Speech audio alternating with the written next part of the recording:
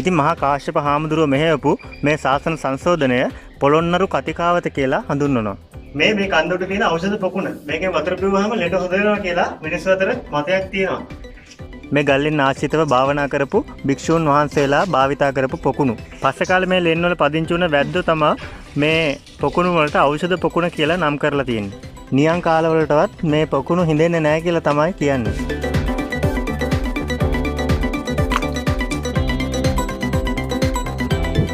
මහා පරාක්‍රමබාහු රජ කාලයේදී දිඹුලාගල විහාරය ලක්දිව විතරක් නෙවෙයි පිට රටවල පවා පතල කීර්තියක් ඇති විද්‍යාපීඨයක් බවට පත් වුණා.